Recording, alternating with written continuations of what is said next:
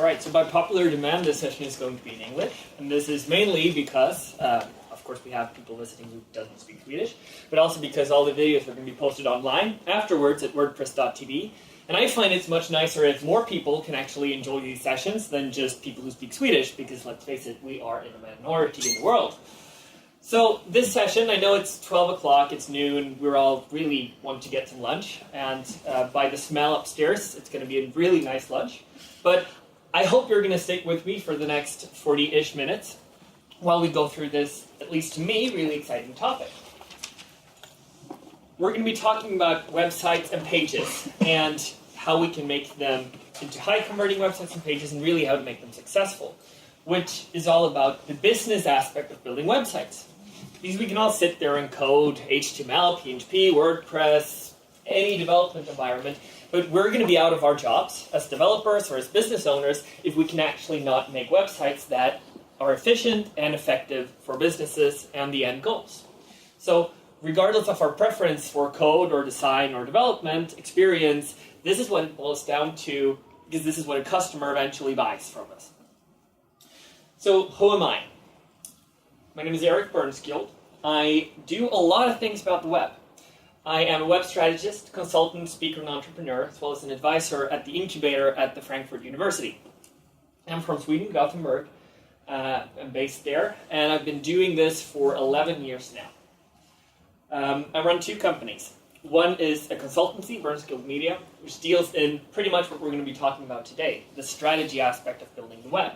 Or as I like to call it, when we have to build something that hasn't been built before, that's what we do. I also think that this shouldn't necessarily be left to bigger companies with bigger budgets or that have the edge cases, because there are a lot of small businesses out there who can benefit from all of these strategic decisions, but can't perhaps pay for that out of their own pockets. Which is why I also run a small web agency for small, medium-sized businesses, XLE Studios, where we work specifically with small companies to make affordable websites and bring some of the strategy work that we do for bigger clients and adapting that as much as possible for small businesses. It's, in a sense, a way of giving back. Even though you, of course, charge money for it, it's still giving back to small businesses. So my background is in web development, in web strategy, and I also hold degrees in economics. So my real passion is combining the IT and business field, which is really what we're going to be doing here today. So let's get into the topic. Enough about me. The first point I want to make, and there's a reason this session is titled High Converting Websites and Pages, because websites themselves don't convert. We can't talk about the conversion rate of a website, it just doesn't make any sense. Because a website is complex and it's built up of about a lot of pages. So while websites themselves don't convert, pages specifically, they do. Think about it. When you go to a website, you don't really go to the whole website. You go to a page. And there's ultimately going to be a page or a collection of pages that is going to make you comfortable enough to buy from a company, to trust them enough, or to get you to do something. It's not necessarily always the entire website. It's a page or a collection of pages that is going to make you perform that action. So when we consider that it's essentially the page that we design that converts, we have to think about the different types of pages that we have. And we've got a lot of different pages on a given website. Just think of the most common informational website. Let's think about a creative agency. You're going to have a home page, you're going to have services page, you're going to have a portfolio, contact page, and about us page. Pretty much any company is going to have those sorts of pages. So let's think about the goals of these specific pages. Now let's just take the about page. Because the about page is one of the pages that most visitors go to. And that's not surprising. You've clicked in to a website from a Google search results and you actually have no idea where on earth you are. So you want to know, all right, who are these people that are writing this stuff? And that's what the about page answers. And in studies and analytics, if you aggregate the data, you typically find that the about page is one of the most visited pages of any given website. This may vary slightly as well. So what's the goal of the About Us page? The goal is to build trust. It's there to say, all right, this company is awesome, we do great stuff, and the things we do is something that you should trust. You should trust us to deliver something to you, provide a service, buy a product. Basically, we're not going to screw you. We're not going to just disappear. We actually exist. We're a company. And that's what the About Us page really specifically does. It shares enough information so that you trust the company, the site, or the people behind the message. On the other hand, let's consider a product page. This could be for a service, even though I'm typically calling it a product page here. But let's also consider it could be for any type of product, whether it's a service-based online product or whether it's a physical good that you're going to get to yourself sent. The goal of a product page is to build comfort in the entire offering. And by offering, I mean everything that's in this product. And the comfort that you're trying to build here is you're not necessarily specifically looking for just that product, because at the same time you're looking to get the question answered, all right, who's the seller?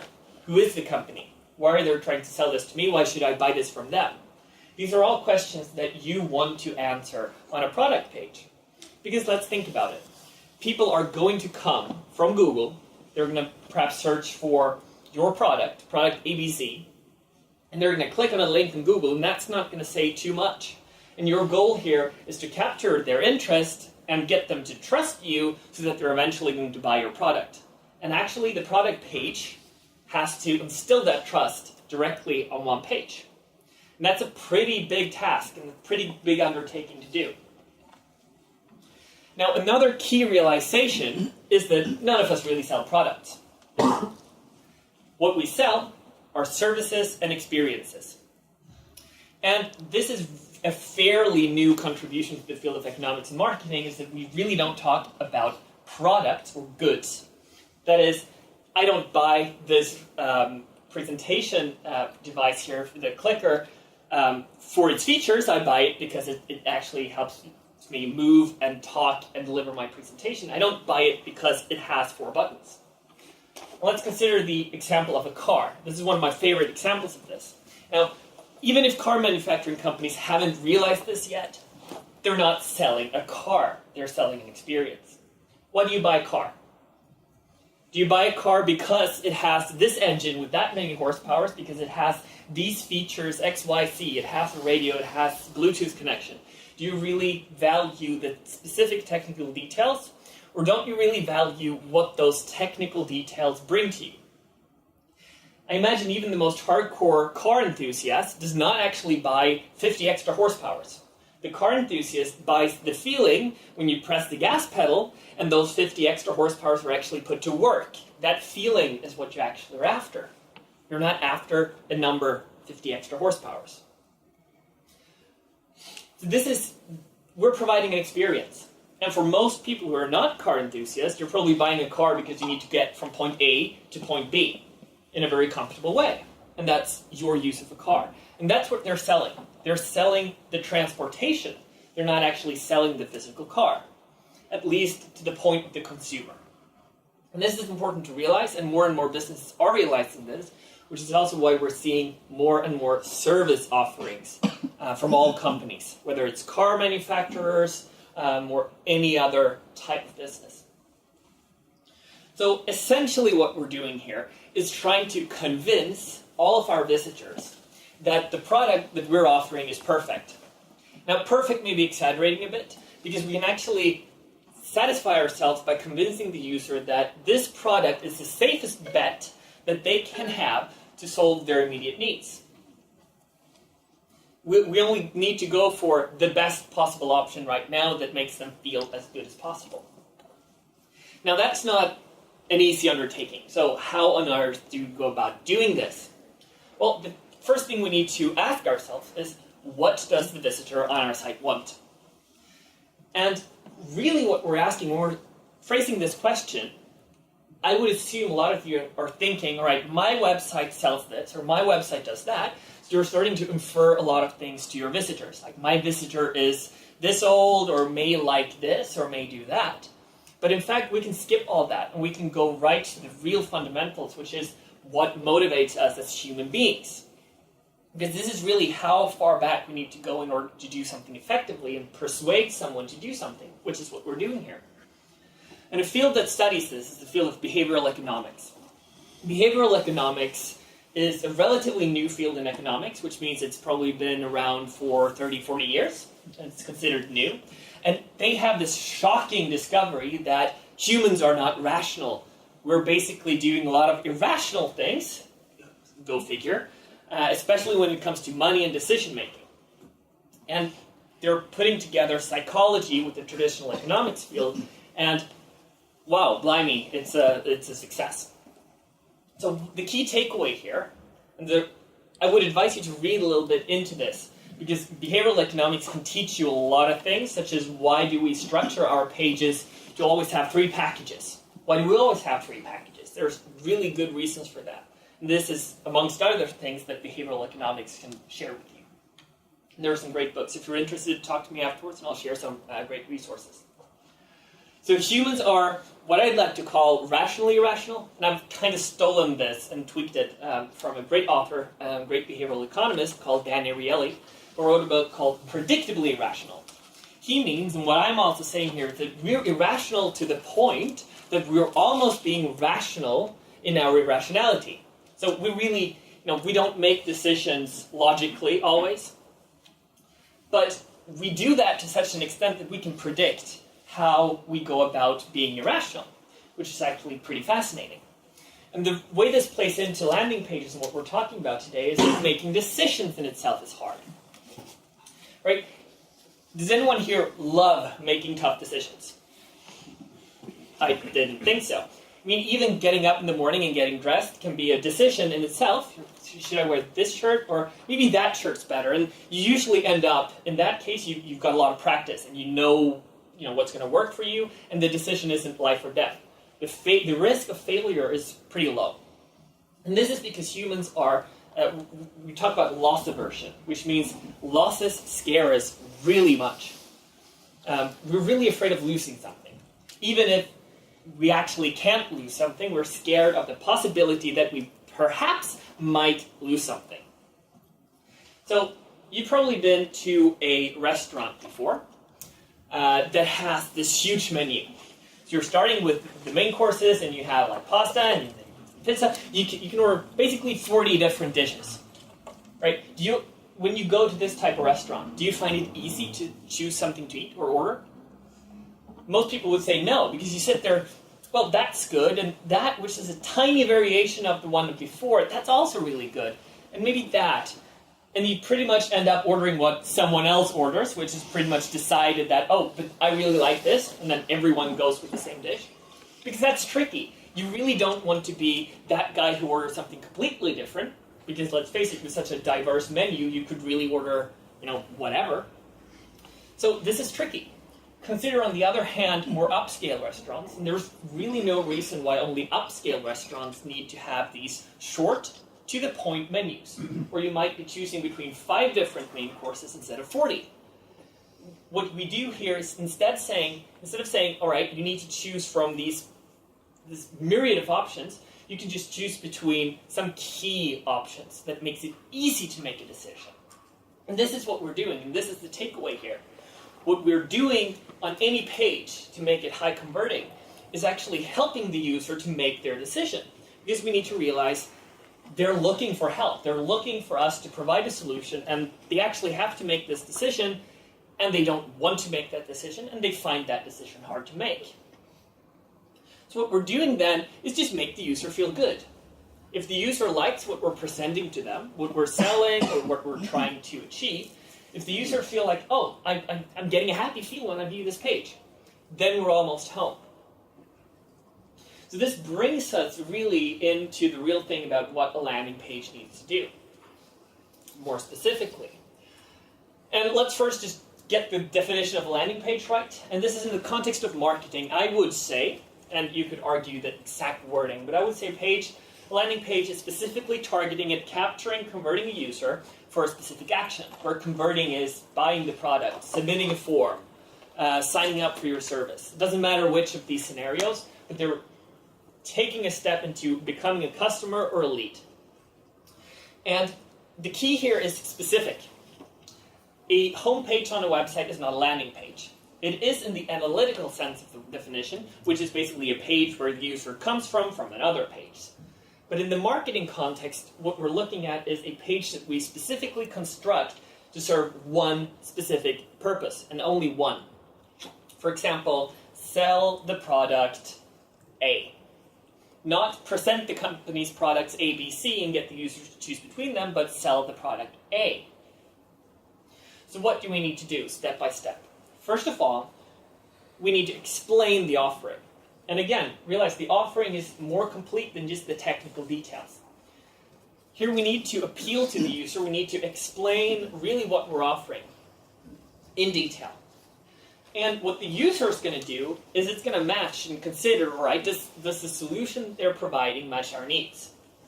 And in many cases, this is where copy on landing pages and pages, technical definitions, online, offline, wherever, really disconnect the users and the buyers and the service provider. Because as service providers, we're really proud of our technical details. We're really proud that by adding 5 different custom post types to our client project in WordPress, we can, by adding 5 other meta fields and doing this advanced fine query, we can pull together and make it easy. Right? What the customer really doesn't care about the technicalities of that. They just care about the fact that we're making it easy for them to, in a couple of clicks, just add something to the site. So the balance between the technically oriented solution here that we present and the feel-good solution that we present, they need to match. We need to make the user feel that they're really painful. They have a problem, and we understand their problem. We feel their pain. We need to get them to feel their own pain a little bit extra. And then we need to offer a solution that makes them feel, oh, if I only signed up for this solution, I would be happy, and this terrible pain that I just felt would be gone. And that is, what we're doing is we're appealing to emotions. And as humans, we're all susceptible to emotions. That's how we decide in a lot of cases. I mean, let's face it, if you are faced with making a decision between 3 very similar things, you're eventually going to decide either randomly, I'm going to pick this one, or you're going to just go with what feels good. And feels good can be different to a lot of people. It's probably going to be different for all of us, what makes us feel good. But that's what we're appealing to. And there's nothing more powerful than emotions for us humans to make decisions on. Emotions really connect with us. And then, of course, there's the trust-building part. And by building trust and spending a good time with this is what really drives the sale home. How many times have you been on a website where you really felt that, I'm not really sure who's behind this. I'm not really sure whether the page that I'm on, if I order something or order a product here, am I going to get it delivered to me? We're all a technically inclined and oriented group of people. For us, shopping online is something we do a lot. And we, as a group here, are typically inclined to also purchase from smaller e-commerce stores that deliver a product that we like. But that's because we're comfortable with the notion of ordering online. If you look at the vast majority of people around the world, they're going to go to one of their major brands. What's the number one reason to go and buy from a brand instead of buying an off-brand product? The branding serves the real purpose of building trust. If you go and buy an Apple computer, it's not because it costs a lot of money. Definitely not that's why you go and buy an Apple computer. But you go and buy an Apple computer because the brand of Apple is intertwined with quality. You know it's going to work. And nowadays it has a status object. But all these values, soft values, they're inclined with the brand. And that's the most powerful thing we do. We build trust. And we tend to forget this online. Because as developers and technical people, we think, well, I just need to put this out there, present it, and someone's going to read and decide. But it's the soft values that really drive home the sale. And what the user is looking at is basically the following phrase. They want to feel, I'm in good company. Humans, we live in groups. We like to live in groups, which means if I stand here and say, I do this in this way, chances that 5 other people are going to follow me in doing that are much higher. Because we all like to really not be the pioneer. We don't like to stick out too much. We like to be in good company. If you've ordered a product and you're telling me it's great, chances of me ordering the same product because I trust you that's perfect. So that's also a key takeaway. And last but not least, we need to actually close the sale. And this is something that many small business owners really struggle with when you're selling in person, that is actually asking for the sale. And we don't talk about that a lot in Sweden. In the US, you do a great deal of talking about the closing of the sale, which is basically, right, so we presented this solution, we made it, we made a powerful argument why it's good, but you actually have to finish off by saying, all right, let's move from here, just click here and order. Or just, should we go ahead with this? You actually have to be specific and ask for the sale and close it. Because we can do a great job at presenting all of these different features. We can appeal to the customer. They could really love us. But if we're not closing the sale and asking them to buy the product and making it easy for them to buy the product, we've lost them anyhow. So what's the point of spending all this time making and adapting to all of these scenarios if we don't close the sale? That's just spending a lot of money on nothing. So to go and get this really practical, I boiled this down to about 8 elements and tricks that I think you can really do right now, practical takeaways. So up to this point, this is pretty much touchy-feely stuff. It's about how we work as humans. It's sort of the more academic approach to this. But to make it more concrete, what it means on a page, I've gathered some things that I think you can use right away. The first is thinking about headlines and really the page copy. So the scenario, again, is a user comes to our page from a Google search, maybe a Facebook ad, maybe a Google ad, maybe someone shared a page on Facebook. Right? What's the first thing that you're going to want to do or want to see on a site when you've clicked from an attention-grabbing field? That is basically seeing, all right, I've landed on a page which matches what I was looking for. That's what you want to get from the page right away. So the headline should be clear.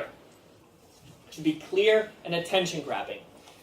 Because the first thing the user is going to see is the headline, and they're going to decide, I want to stick around on this page because I clicked on a link, I thought I was going to get this content, oh, I got the content I was looking for. So it needs to reinforce the message. It also needs to make the user want to read more, because there's a lot of things that are going to be further down the page, and we need to make it easy for them. In the background here of the slide, it's a landing page from Square. Square is basically an iSettle-like company in the United States, and they make these tiny credit card swipe devices. And I think that the power of the headlines start selling today. I mean, writing headlines and writing copy is really difficult. I think this one works really well for them, because it emphasizes that, all right, you're going to sell with this product, which is exactly what it does. But it also implies some urgency. It means that, all right, eventually on this page, I can click a button, and I'm going to be doing this today, not in 5 weeks from now. But it instills some urgency. And it makes you actually want to continue because there's something here for you to watch and do today. Another thing we can debate for ages is how long should a landing page be? Is a really long page really bad? Or is a short page really good? There's this myth about the fold. How many of you have heard about the magic fold on a website? How many believe in the fold?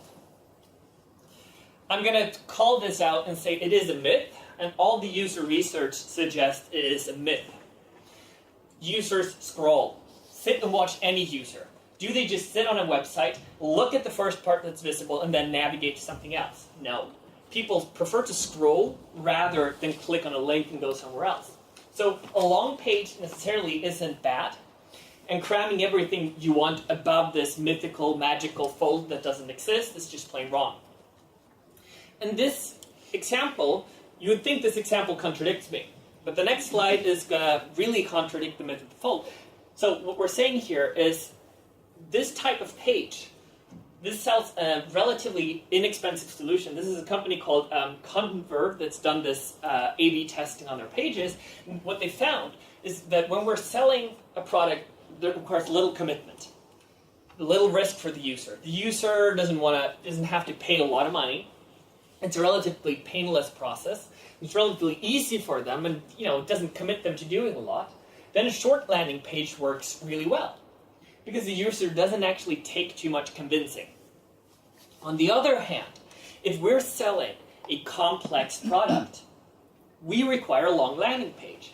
And if we stop and think for a moment, this makes intuitive sense to us, because if I'm going to spend a lot of money, let's say I'm going to spend $500 buying a product online, I want to better be sure that this product is going to be really great. I'm not just going to go out and spend $500 on a site that I don't know who's behind it. I don't really feel comfortable in what they're delivering. So obviously, you can do more content on those kinds of products. And this should feel intuitive. You want to learn more about the company, you want to learn more about the product, and you really want, it takes more to convince you than it does for a simple service. For example, ordering, let's say you order an adapter to your computer. It costs $10. The risk there is, slim to none.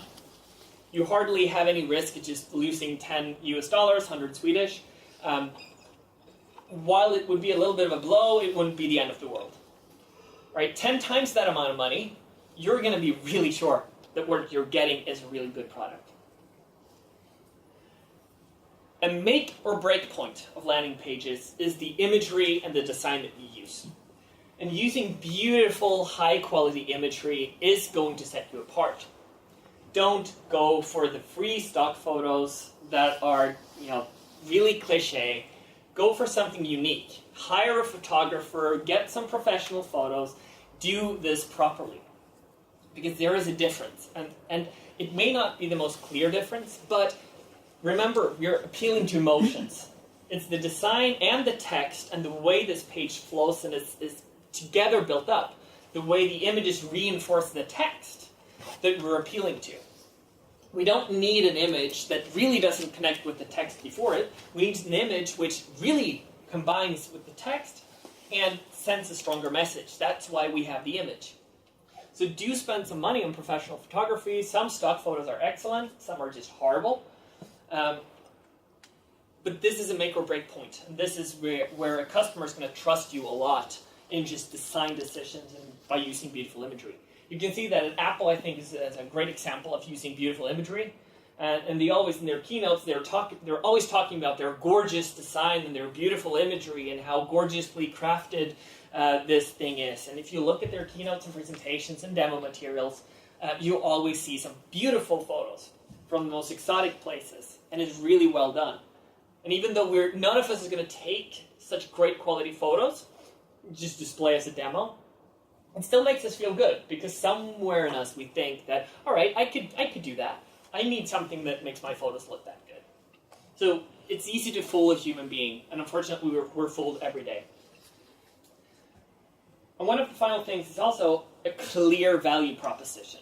And a value proposition is basically, what am I going to get out of this product when I order it? It needs to be simply presented.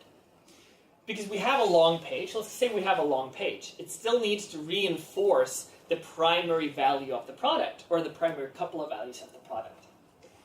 Whether this is, save a lot of money by ordering and using our process instead of the competitor, that can be a great value proposition. It could also be save time. It could be simplify your life.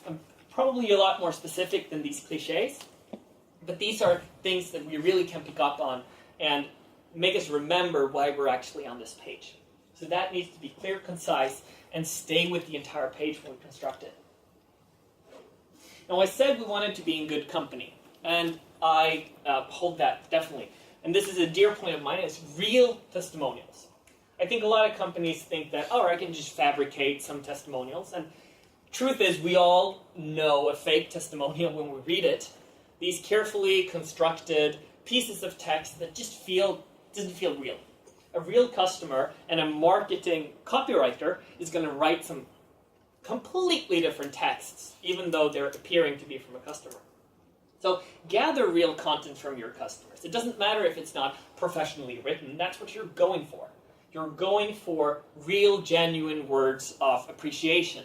Saying, oh, I saved a lot of time by choosing this. Whatever the customer says, put their words on the page. Don't manipulate them into marketing speak. And by all means, include an image. This is one of the most powerful tricks of making us humans feel connected to one another. It's using that image. Because when we just see words on a page, they don't really mean anything to us. But when we have an image, we see a face. And humans, we're deeply hardwired to love faces. When we see a face, we're happy, because that's another one of us. So just seeing the face of someone next to their testimonial makes us suddenly believe that this person is real, genuine, and actually said this.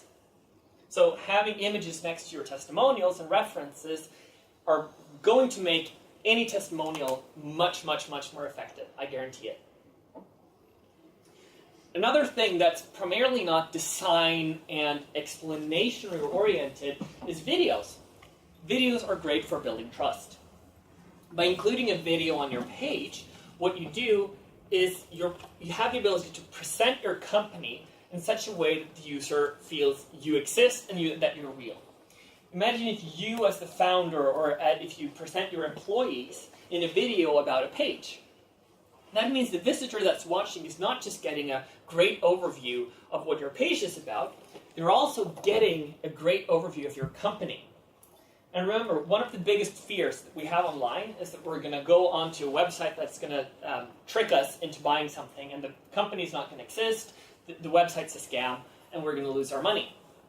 If we have a video where the founder is appearing, or the employees are talking, and they're describing the product, not only does it create this this connection between us, it also reinforces the trust, saying that, all right, we're real, genuine, and exist. So I definitely recommend a video, but it needs to be relatively high quality. There's a real difference between a badly created video that's going to lose people's faith and trust in you, and a professionally produced video which is going to gain their trust. So while it is powerful, it needs to be, as many other things, done right. Now we talked about calls to actions and the fact that they need to be there, but they also need to be powerful and appropriate. And here I'd like you to consider a page that sells a service that's built up the way we've been talking about, and it's built up by explaining bits about the company. It has a section on testimonials, references from previous customers. It has sections about the product. It has a more touchy-feely, emotional takeaway of the product. It has a more technical side of the product. We're basically appealing to a lot of different people and types that are connected with our product. So let's think about a couple of different scenarios of people who might land on this page, right? So let's say you. What's your name? Alexander. Alexander. Let's say you are really happy about this product. You know the product in detail, but you've never heard of the company. That's probably a decent chance that many customers know the product, but they're comparing the companies that deliver it. So you're really interested in the company side when you land on this page. While maybe Jack over there, he might know nothing about the product. He knows this company usually delivers something of great value, but he doesn't know this specific product from them. So what he wants to know is, all right, what does this specific product offer me? And both of these people can land, both Jack and Alexander can land on the same page and have completely different goals on the page, and we're going to fulfill both of their goals. The takeaway that I want to give here is where we place our calls to actions. Sign up, buy, contact us. These phrases that actually make us do something. They need to be frequent. They can't just be at the bottom of the page, because that has us inferring and saying that, all right, you're going to read the entire page. I think a key takeaway is going to be that no one's going to read your entire page. We're going to skim and quickly read through the pages that are relevant to us, which I hope that example illustrated. There's nothing wrong with having 5 calls to actions as long as they're one and the same. If the call to action, the primary call to action is going to be buy this product, and the way you phrase this in a copywriting manner can be more powerful by saying, for example, protect my website. If you're selling website for protection, protect my computer. Maybe you're selling computer maintenance. That's a way of writing a button that connects more with us. But the takeaway here is you can have that at 5 different places on your website and increase the chances of all the different personalities with all the different interests visiting your page actually convert and click the button when it makes sense to them. So it makes sense to have a button next to your testimonials, because that's a place where a visitor could potentially be convinced, finally be convinced that your company's great and that, oh, I'm going to make an excellent decision. Because at the end of the day, I keep coming back to this. What we're doing is helping users make the decision to buy from us. This is what we're doing when we go shopping, when we engage talking to a salesman. What we really want them to do is tell us, really, why should we buy this from you, and we want to trust them, and be reassured that what we're making is a safe decision that we're going to feel good about making in the future. Because we hate making decisions, so we really like when others make them for us, whether we like it or not. And we're really susceptible to this. And I don't feel this is tricking someone. This is not being evil. If you think this is being evil, I'd say, and I'd suggest that you're thinking about using these methods to trick a user into doing something the user does not want to do. That is certainly possible. If you do that, then yes, that might be evil. But if you're using these techniques to actually present your case and convince someone who was probably interested in some level from the start, what you're doing is being helpful and actually making life simpler for users while you're increasing the effectiveness of your website, effectiveness of your pages, and actually increasing your sales, revenue, and business performance. So we have a few minutes for questions, and then it's finally time for lunch. Before that, for the questions, I'm just going to put this slide up. I'd love to connect with people. That's the most fun thing about conferences. So if you're on Twitter, I'm there. Facebook, I'm there. It's really easy to Google my name because you're not going to find another person named in the same way. You're just going to have to try and spell it right. I blog at my website about business and business musings at ericburnskill.com. Tweet and Facebook about that as well. On my company websites, WordPress agency, blog about WordPress. Other agency, consultancy, we blog weekly about different web strategical matters. So do get in touch. If you have a question that you remember in 2 weeks' time that, maybe you're reviewing the video feed that's going to be up, and I'm going to be posting my slides later on today on my website, you might find yourself asking, that question I really wanted to ask it. Do email me. Feel free to email me as well. So with that, if you have any questions, I'm happy to take them. Do you think e-commerce can learn a lot from these techniques? I'm, for example, looking for a router now, and everyone is, this router have 1 gigahertz processor and supports that, but they never talk about the problem they are solving. Yeah, I definitely think e-commerce has a lot to learn from that. And this is, the whole experience-based selling, it's really been there in the past maybe 5 to 10 years. And in the IT and tech field, it's pretty non-existent. Apple, I think, are doing something great for consumers. Most tech companies really don't. They're trying to sell on specs.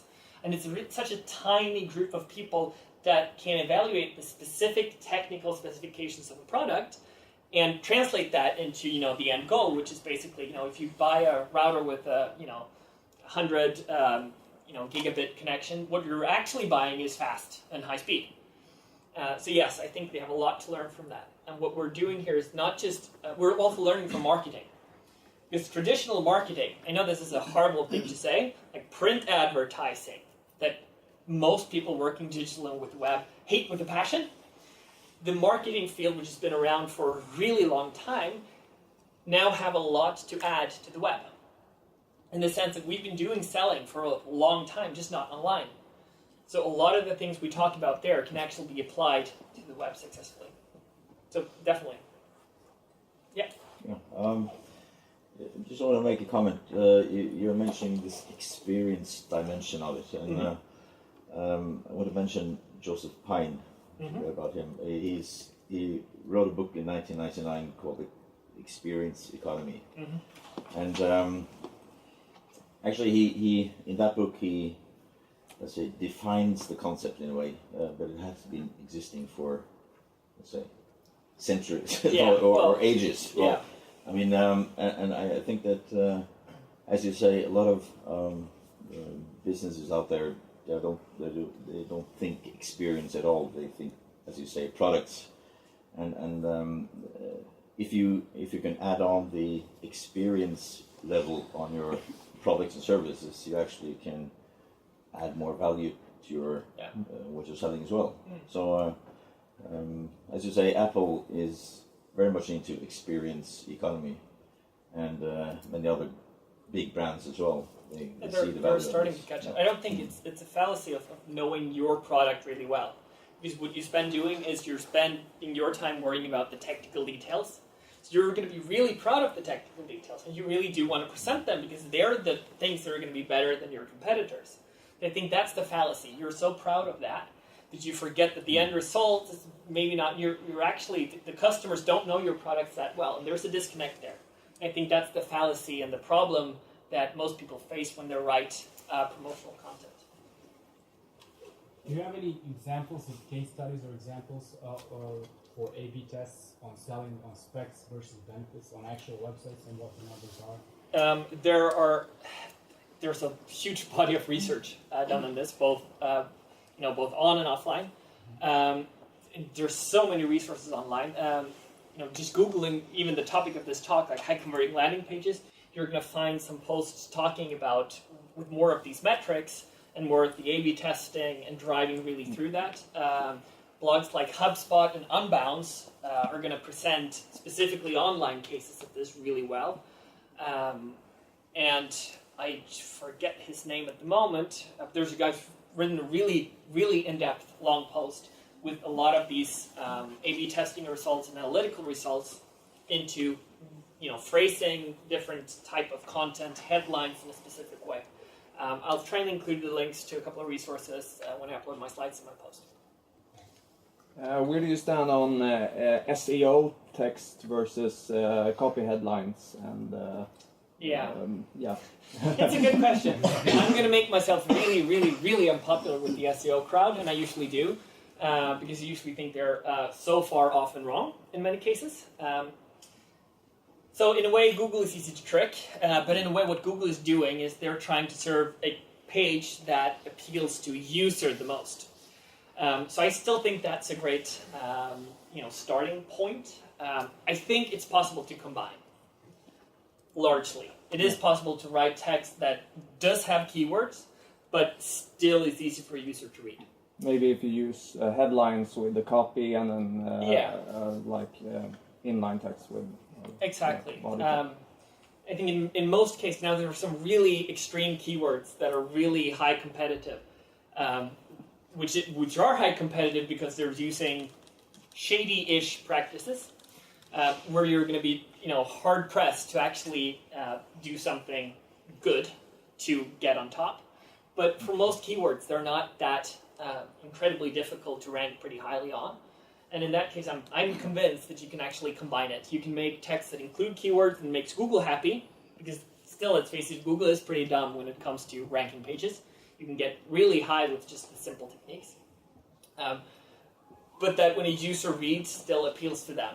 And that's a future-proof way of doing something for Google, because any update that they're going to release, they're cracking down on the bad practices of just trying to put in as many keywords as possible, and they want to premiere the more user-friendly approach. That's their end goal. So I think there's a balance.